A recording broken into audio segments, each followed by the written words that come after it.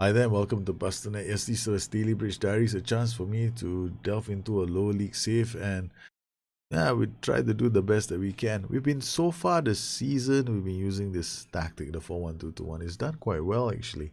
Um, but last couple of games have been tough. Been struggling to win. We got a good win over Reading. Stoke City lost their match, so guess what? We're second on the table now. So now we're playing Aston Villa side that are on a 4-game winning streak. It just means that we're in trouble. I think that Aston Villa are going to be a very hard side to beat. A 4-game winning streak. They had a good start to the season. The middle of the season, for 4 months they couldn't get a win in the league. Almost 3 months rather. From November until late February, they couldn't get a win in the league. So that was the 17th of February. They finally managed to get their first win. And now they've managed to, string together a lot of results, and they're doing quite well now. We on the other hand are not really predictable. That's the thing. We played okay. We're not fantastic. Okay, so Aston Villa are coming into this system playing a 4-2-3-1. Scouts were correct. We'll kick off and see what we can do. Goals to burn. I have to keep this up. I mean, you never know, they could change formations and I wouldn't be the wiser. Raglan out to Kennedy. But Aston Villa are a good team. Callum O'Hare is I've seen him in the highlights. He likes to drive in from the middle and score goals, and he does these bullets from from range. So he's gonna be one. There we go, O'Hare. Okay, so we're playing narrow, but O'Hare is still getting a lot of space. The only thing I'm worried about now is whether there's a lot of their players are managed to get in between our defenders and midfielders. If they are, then my line of engagement may not be low enough. Matty Foles, Burns, finds Smythe. Smythe holds the ball up nicely. Issa finds Kasumo. Kasumo to Smythe. Kasumo keeps the ball moving. Well, at least we got a shot away. Yeah, I'm being realistic. This is a good Aston Villa side. Matty Foles with another heroic stop. And Yates makes the save.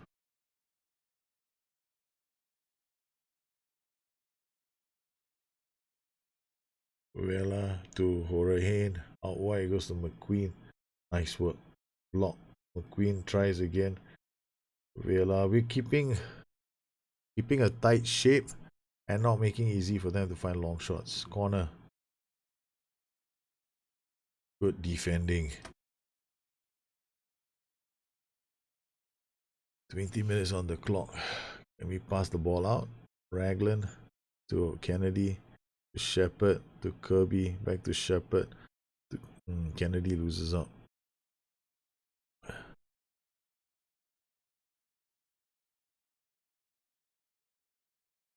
Good work from Smythe. And yes! We've scored. That was good work from Smythe. It all came down to Smythe. Smythe went in there, took the ball off O'Reilly. Kirby was brought down. Smythe then played a simple pass to Kasumo, who came in. Oh, that was sweet. That was a good goal. Amadou. O'Hare. Good work from the defenders again. Smythe can't get there, but Kasumo, Smythe again.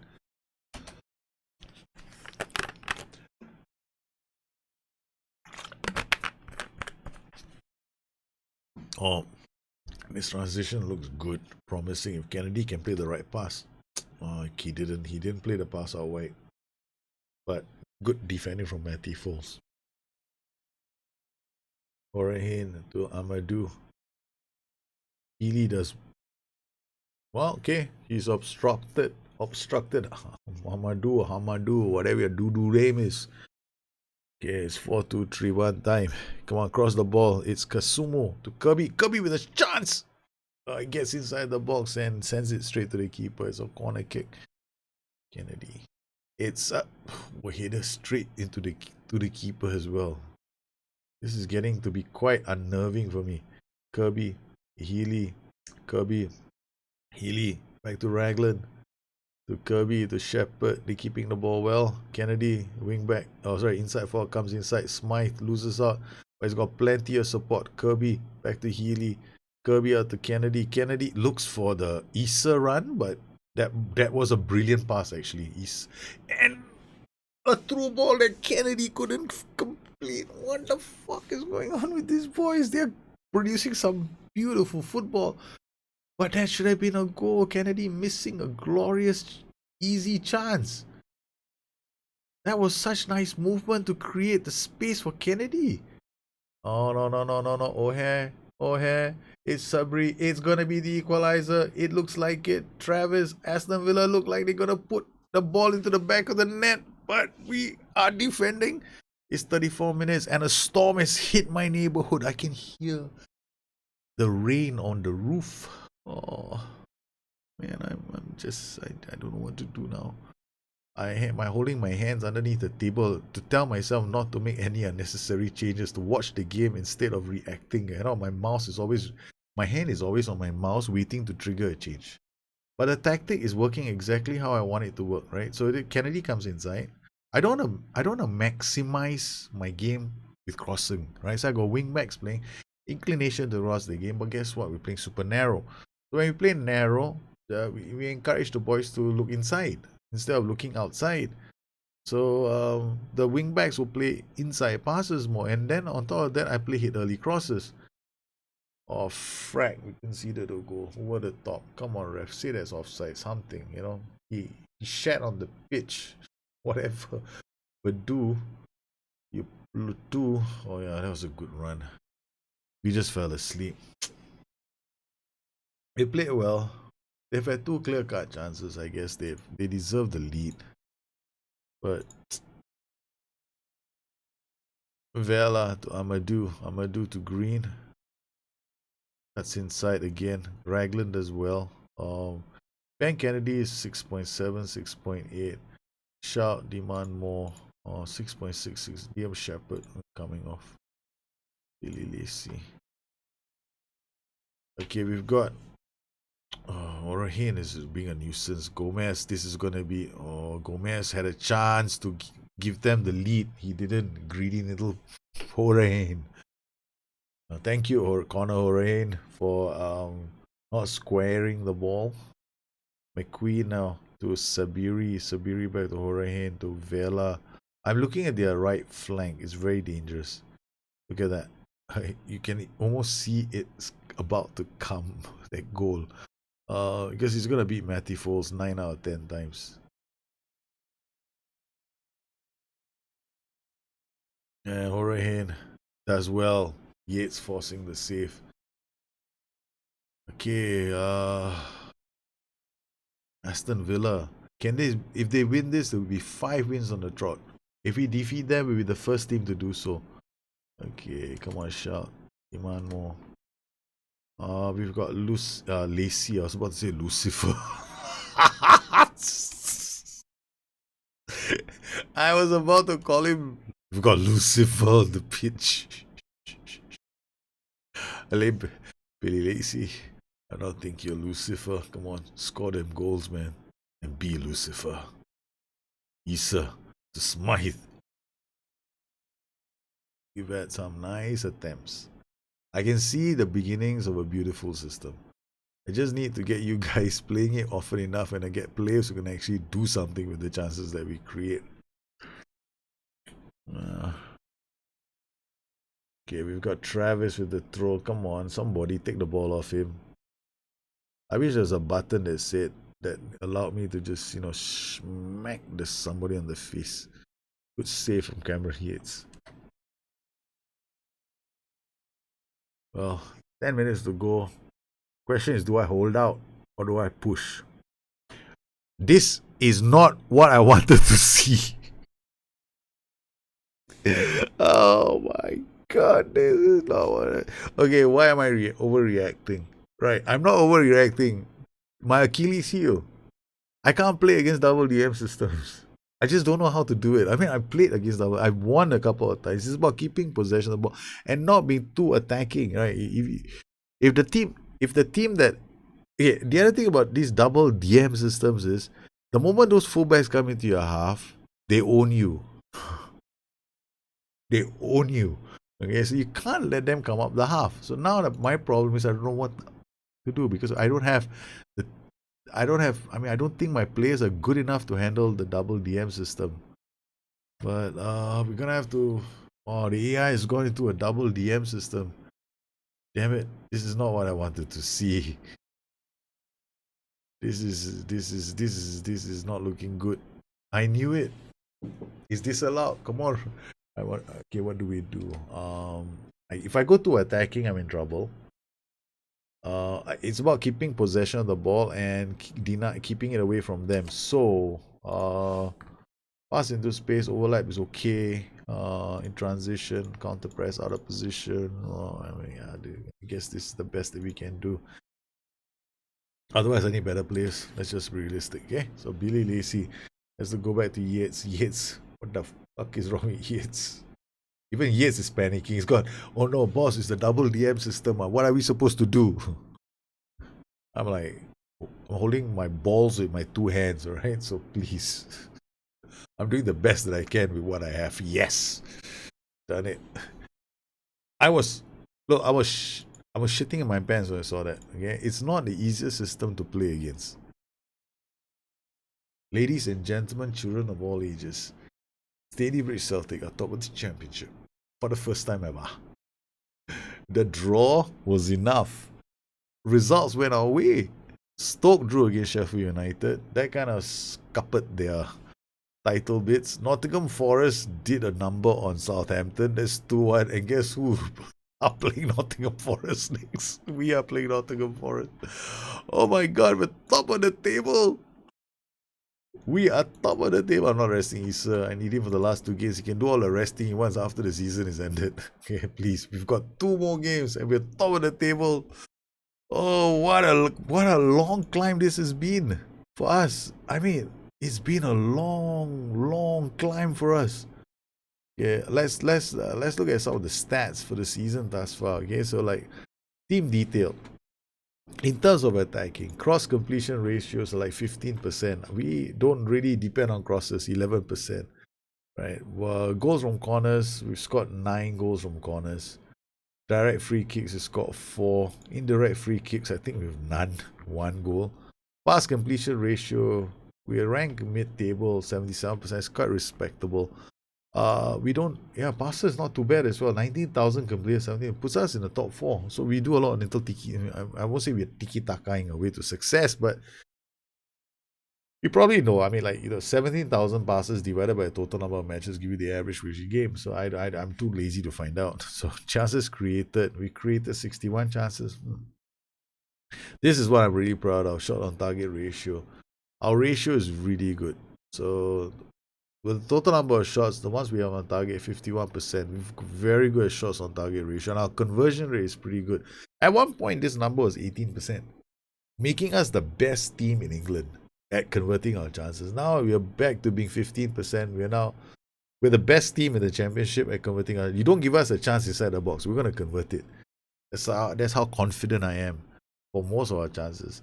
But I think in England right now, we're not the best anymore. If I look at the team detail, if you're looking at conversion rate, we're still number 1. We are still number 1. I'm not going to check the rest. I mean, in the top 2 leagues, we're number 1. That's enough for me. Okay, so then in terms of defending, we've conceded from corners. We have a defensive record, which is quite excellent. 7. Connected from direct free kicks, none.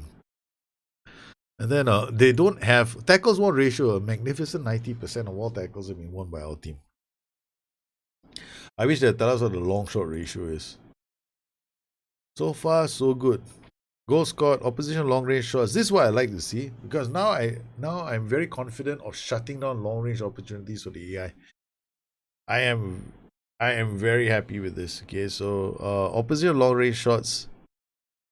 What We scored none of our 19 shots attempted. I don't care about our attempts, but I want to make sure that the AI doesn't have a lot of attempts. So the last 5 games, we've considered none of the 36 shots.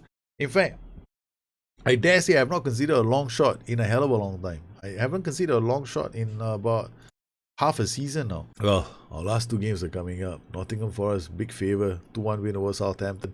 Sees us take pole position with 2 more games left to be played. Can we finish as the winners of the championship? This will be fun.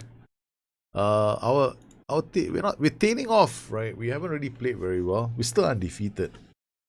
Well, I like the way we've been playing so far. In terms of long range shots, I'm not worried. In fact, right now I'm confident enough to say I'm not worried about long range shots. You can take as many shots as you want. Chances are they're not very rarely going to get into the back of the net. Well, it's time to do a review of sorts, I guess. This is not going to be a very long review. It's just gonna talk about the season that transpired, what I plan to do, and how I've identified the players. The board has given us 19 million, but that's not a lot of money when you go into the Premiership. I mean, it's good, but signing on fees and everything else is just gonna tag on the cost, right?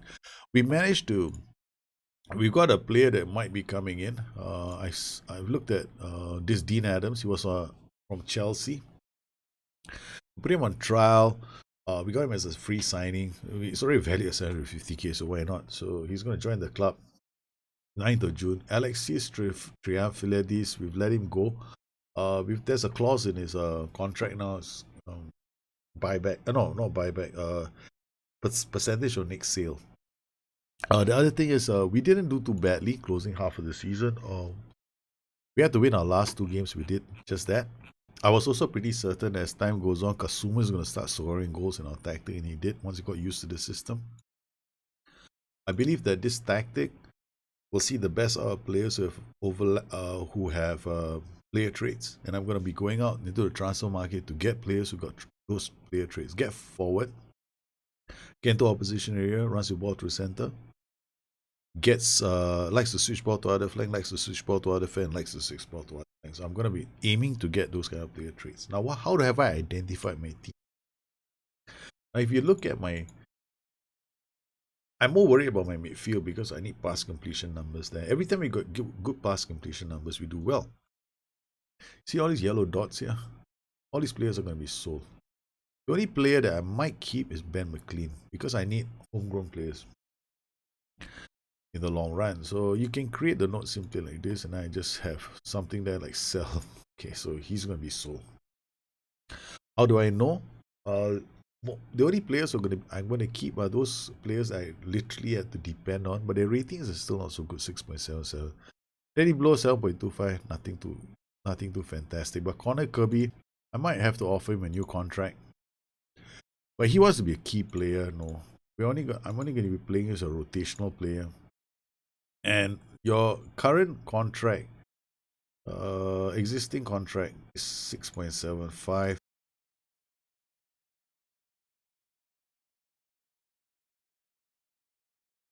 So it's only going to be a rotational player with no appearance fee and no unused substitute fee. So I'm going to give him slightly more and see what his reaction is going to be. He wants to be key player. I'm walking away. I'm going to avoid any key player contracts at the moment. So at this point, your players are going to rush to you for contracts. You're more likely to want to give them. I mean, all my players their contracts are expiring in a couple of months, a week's time. I'm not too. I don't really care. You got 24, all of them. Like most of them are 24, right? So we got all these players. Cameron He wants a new contract. He's already wanted by Forest Green. This guy is wanted by Basingstoke. So I mean, Connor Healy is wanted by Forest Green. Honestly, if he leaves us to go to Forest Green, then I'm going to say good riddance to bad rubbish. Okay, because Cameron Healy is my captain. If he wants to go to Forest Green, by all means, I'm willing to wait until this date. Now, what about all these players? The rest of the players at 25, right here, 30th of June 2025. He wants a new contract. I told Kasuma to go shove. I'm not going to give Kasuma a new contract. And I'm not going to give Connor Kirby a new contract as well. He's got a contract that runs out 2026. So if he wants a new contract, he's going to have to wait. So we're not going to give him a new contract. So all these players, they're going to bang on your door. They're going to say, I want a new contract. So I'm never going to give them new contracts. Instead, what I'm going to do is I'm going to trim down dead wood. So they are going to be players. I can't wait for them, So you got to be very careful. Now all these players when they go as well transfer. I'm doing this as well. Offer to clubs, right? So I'm going to give him a 0, and this is percentage on next year. Most of these players have got no value, like value of 2K. So offer them away for as cheap as you can. Get rid of them. Add this there percentage on next year. So you can have a like 0 offer and bang. Done. And then Josh Lundstrom, I mean he's worth something. Jack Concannon, contract, no need, you don't have to do this. Offer to clubs. Again here, 0 and percentage on next sale. 40. I just want to streamline my team. Get rid of as many players as I can. So this is going to be the next thing that I do. Okay, so I've gone through my team. I know what I need, right? My midfielders have to need good passing completion. Second thing, I need players who have traits, certain traits to play in those positions because I know exactly how my tactics play. The final piece of the puzzle is to actually go out there and get those players. But before I can do that, I have to make sure I have the right staff, because between now and then getting all those players in, I've got to build up. I mean, my staff has to be going out scouting as many players as possible. So it's actually staff search now becomes really important. So we're gonna have to remove this and find scouts. Okay, so we gotta find scouts that have got a judging PA, a high judging PA, and more importantly, I want scouts who have knowledge of England, Ireland, and those countries, right? So you can actually find out from here. Scouting, nation knowledge level. I want in Europe, right? So you got Scotland. I want Scotland. I want the Scots. Okay, so we got Neil McGuinness. Immediately, this guy he's got some priority. We're gonna sign him because he's a full-time scout. He comes with scouting knowledge of Scotland. Next one, and then we do the same thing with Wales. We do the same thing with Ireland. So we got 3 more scouts coming. One is Welsh knowledge, one with Irish knowledge. So these scouts will then give me the what I need. So this is an immediate target. So that's the best way I can get the scouting levels up very, very quickly. Those scouts are gonna come in with knowledge of those nations, and it makes it easier for me to find players. So same thing here, Europe. We got a Wales, right? Same thing. I got Lee. We got this guy in here, Congerton, brilliant. Approach to sign him. So we sign him as well. Next job. So we keep doing this. We've done Wales. I think we've done Wales. We haven't done Ireland. Ireland. There we go. The Irish. Oh no. What? Can't they play football in Ireland? It sounds sad, man. We're dropping it. It's 10. I mean, okay. Let's look at how you are like Thomas. I'm sorry, but there's a minimum standard for my scouts. So this is, if it's gonna be that low, then forget it. So we don't have Ireland. Okay, next nation I want to get immediate scouting knowledge for is probably gonna be somewhere where the players aren't gonna be that expensive.